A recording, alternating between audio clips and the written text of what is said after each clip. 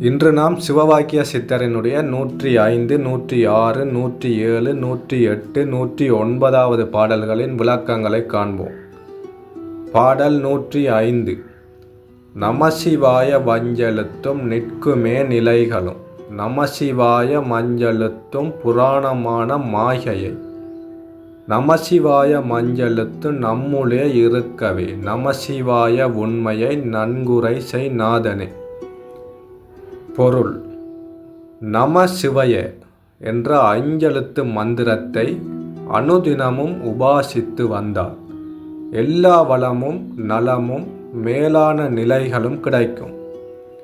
நமசிவாய எனும் அஞ்செழுத்தே பஞ்சபூதங்களாகவும் புராணங்களாகவும் மாயையாகவும் அமைந்துள்ளது. இந்த அஞ்செழுத்து நமக்குள்ளேயே ஆராதாரங்களிலும் பஞ்சாட்சரமான மெய்ப்பொருளாகவும் இருப்பதை அறிந்து அது எப்போதும் நித்தியமாய் உள்ளது என்பதை உணர்ந்து நமசிவாய உண்மையை நன்றாக உபதேசியுங்கள் குருநாதரே என்று சிவவாக்கிய சித்தர் கூறுகிறார். பாடல் 106. பரமுனக்கெனக்கு வேறு பயமிலை பராபரா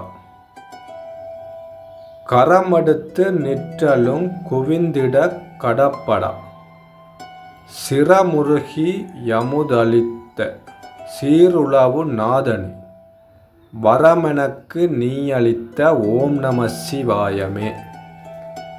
பொருள்: நீயே பரம்பொருள் என அறிந்து என் உடல் பொருள் ஆவியை உனக்கே என ஒப்படைத்து விட்டேன். அதனால் எனக்கு வேறு பயமேதும் இல்லாதிருக்கிறேன் பராபரனே. உன்னை தினமும் கைகூப்பி வணங்கிடவும் மெய்பக்தியினால் சிரமுருகி கண்ணீர் விட்டு ஆர்த்தார்த்து அழுதிடவும் எந்நேரமும் என் பிராணனை சிவ சிவ என வாசியிலேற்றி தியானித்திடவும் என் உயிருக்கும் உடலுக்கும் உறுதுணையாக வந்து நான் வாழ உரமாக இருப்பது நீ எனக்கு உபதேசித்த ஓம் நம சிவய எனும் மந்திரமே. பாடல் 107. பச்சை மண் பதுப்பிலே பதுப்பதிந்த வேட்டுவன் நித்தமும் நினைந்திட நினைத்த வண்ணம் மாயிடும் பச்சை மண் நெடிந்து போய் பரந்த தும்மி யாயிடும் பித்தர்கால் அறிந்துகொள் பிராணனிருந்த கோலமே.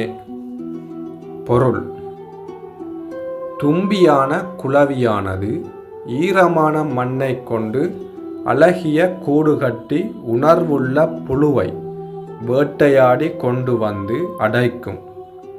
பின் எந்நேரமும் தன்னை போல் மாற்றுவதற்கு ரீங்கார ஓசையுடன் கொட்டிக்கொண்டே இருக்கும். இப்படி ஒரே நினைவோடு செய்யும் அதன் செயலால் அப்புழுவானது குளவி நினைத்தவாறே குளவியாக மாறிவிடும். இந்த பாடலில் நாம் அனைவரும் நினைத்து கொண்டிருக்கிறோம், குளவியானது முதலில் புழுவை பிறக்க வைத்து அதன் பின்னர் அந்த புழுவானது குளவியாக மாறும் என்று. ஆனால் சிவவாக்கிய சித்தர் என்ன கூறுகிறார் என்றால், ஈரமான மண்ணை கொண்டு அழகிய கூடு கட்டி அந்த குளவியானது உணர்வுள்ள புழுவை வேட்டையாடி தான் கொண்டு வருகிறதாம். அந்த குளவியானது புழுவை முட்டையிட்டோ வேறு எதுவும் செய்தோ புழுவை இடவில்லை. அது வேட்டையாடிய அந்த உணர்வுள்ள புழுவை தன்னுடைய அந்த ஈரமான மண்ணால் செய்யப்பட்ட கூட்டிற்கு கொண்டு வருகிறது, கொண்டு வந்து அடைக்கிறதாம். பிறகு தன்னை போல் மாற்றுவதற்கு ரீங்காரம் செய்து கொண்டிருக்கிறதாம். அதன் அந்த ஒரே நினைவோடு செய்யும் அதன் செயலால் தான் அந்த புழுவானது குளவி நினைத்தவரை குளவியாக மாறுகிறதாம். இதுதான் நிஜம். சிவவாக்கியர் கூறும் ரகசியம் இது. இதனை அறிந்து கொள்ளுங்கள். அற்ப உயிராக இருந்த புழு குளவியாகி அக்கூட்டை உடைத்து கொண்டு தும்பியாக பறந்து செல்லும். இதனை அறிந்து கொண்டு ஒரே நினைவோடு பிராணனை இறைவனோடு இணைக்க தியானம் செய்யுங்கள். பிராணனை என்றால் உயிரை. எமது உயிரை இறைவனோடு இணைக்கக்கூடியவாறான தியானத்தில் ஈடுபடுங்கள் என கூறுகிறார். ஈசன் நடத்தும் நாடகமே எல்லாம் என்பதை உணருங்கள். இந்த உலகத்தில் நடக்கும் அனைத்தும் எம்பிரான் ஈசன் நடத்தும் நாடகம் என சிவவாக்கிய சித்தர் கூறுகிறார். எதுவுமே நிஜமல்ல, அனைத்துமே மாயையாகும். பாடல் 108. ஒளியதான காசி மீது வந்து தங்கு வேர்க்கலாம், வெளியதான சோதிமேனி விசுவநாத நானவன், தெளியும் மங்கையுடனிருந்து செப்புகின்ற தாரகம், வெளிதோர் ராம ராம நாமமிந்த நாமமே. ராம எனும் நாமத்தை இந்த பாடலில் கூறியுள்ளார். பொருள்: வெளியில் காசி மாநகரில் ஜோதிர்லிங்கமாக இருப்பவன் விஸ்வநாதன். நம் உடம்பில் ஒளி வீசும் இடமான புருவ மத்தியையே கங்கை ஆறு ஓடும் காசி என புகழப்படும்.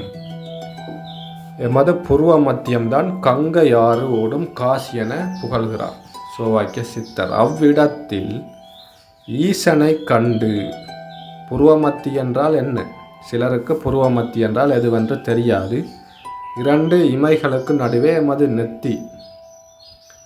நெத்திக்கு நேரே, உச்சிக்கு கீழே, எமது நெத்தியிலிருந்து பின்பக்கம் புடரி பக்கமாக ஒரு துளையை இட்டும் மேல் தலை உச்சியிலிருந்து கீழ் நோக்கி துளையும் இட்டால் அந்த இரு துளையும் எமது தலைக்குள்ளே எங்கு சந்திக்குமோ அப்புள்ளியிலேயே எமது ஆன்மா வீட்டிருக்கிறது. அந்த இடமே புருவ மத்தியம் ஆகும். அதையே சிவவாக்கிய சித்தர் கூறுகிறார், ஒளி வீசும் இடம் என்று. அந்த புருவ மத்தியையே கங்கையாறு என ஓடும் காசி என, கங்கையாரோடும் காசி என புகழப்படும். அவ்விடத்தில் ஈசனை கண்டு தியானம் செய்பவர் வெட்ட வழியாக சோதிமேனி கொண்டு விளங்கும் விஸ்வநாதனாக காட்சி தருவான். அங்கு இடகளையும் பிங்களையும் இணைந்து சுழுமுனையில் வாசியை ஏற்றி இறக்கி நிறுத்து தியானிப்பதற்கு இடகலை பிங்கலை எனும் 2 சுவாச பாதைகள், எமது வலது பக்க மூக்குத்துளை இடது பக்கம் மூக்குத்துளை என்று 2 துளைகள் இருக்கின்றன, சுவாச பாதைகள். அதுவே இடகலை பின்கலை. சுழுமுனை எனும் சுவாச பாதையானது எமது உச்சந்தலையிலிருந்து அடியில் இருக்கும் மூலாதார சக்கரம் வரை முதுகுத்தண்டின் வழியாக 2 மூக்கு துவாரங்களினூடாக செல்லும் 2 சுவாச பாதைகளுக்கும் நடுவே சுழுமுனை நாடியானது உச்சந்தலையிலிருந்து மூலாதார சக்கரம் வரையும் அந்த சுவாச பாதை அமைந்துள்ளது. அதுவே ஞான சுவாச பாதை. ஞானிகளுக்கு அதுவே சுவாச பாதை. சாதாரண மனிதர்களுக்கு 2 மூக்கு துவாரங்களே சுவாச பாதை. ஞானிகளுக்கு மூக்கு துவாரங்கள் வழியாக சுவாசம் செல்லாது.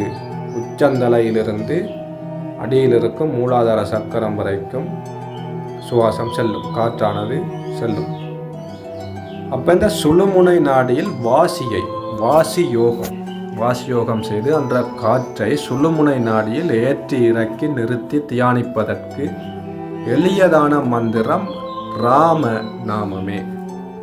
ராம் எனும் நாமம்தான் இந்த வாசி எனும் காற்றை சுழுமுனை நாடியில் ஏற்றி இறக்கி ஞானத்தை அடைந்து கொள்வதற்கு எளியதான மந்திரம் என சிவவாக்கிய சித்தர் கூறுகிறார். ராம எனும் மந்திரம்.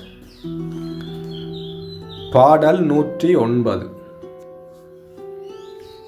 விழியினோடு புனல் விளைந்த வல்லவல்லி யோனியும் வெளியிலே பிதற்றலாம் விளைவு நின்றதில்லையே. வெளிபரந்த தேசமும் வெளிக்குள் மூல வித்தையும் தெளியும் வல்ல ஞானிகள் தெளிந்திருந்தல் திண்ணமே. பொருள்: கண்களில் கண்ணீர் சிந்தி அன்பால் விளைந்த கரும்பு வில்லை கொண்ட மனோன்மணி ஆத்தாளை 5வது யோனியில் பிறந்து அறிந்து கொள்ள வேண்டும். இந்த வரியை கவனமாக செவிமடுங்கள். கண்களில் கண்ணீர் சிந்தி அன்பால் விளைந்த கரும்பு வில்லை கொண்ட மனோன்மணி ஆத்தாளை 5வது யோனியில் பிறந்து அறிந்து கொள்ள வேண்டும். வெளியிலே அவள் சக்தியை உணராமல் எப்படி வேண்டுமானாலும் பிதற்றலாம். ஆனால் அவளுடைய அருட்செயல்களால் ஏற்படும் விளைவுகள் யாவும் எப்போதும் நிற்பதில்லை. பறந்து காணப்படும் ஆகாயம் நம் மனமாக இருப்பதை அறிந்து தன் ஆன்மாவில் மூலவித்தாக ஈசன் மெய்ப்பொருளாக இருப்பதை உணர்ந்து தெளிந்த ஞானிகள் திண்ணமாக தியானத்தில் இருப்பார்கள். இதுவே பொருள். இப்படியான அடுத்தடுத்த சிவவாக்கிய சித்தரின் பாடல்களினுடைய அற்புதமான விளக்கங்களை நீங்கள் அறிந்து கொள்ள விரும்பினால் எமது சேனலை சப்ஸ்கிரைப் செய்து வைத்துக் கொள்ளுங்கள். நாங்கள் போடப்படும் சிவவாக்கிய சித்தர் பாடலின் விளக்கங்கள், அடுத்தடுத்த பாடல்களின் விளக்கங்களை நீங்கள் அறிந்து கொள்ள முடியும். நன்றி, வணக்கம்.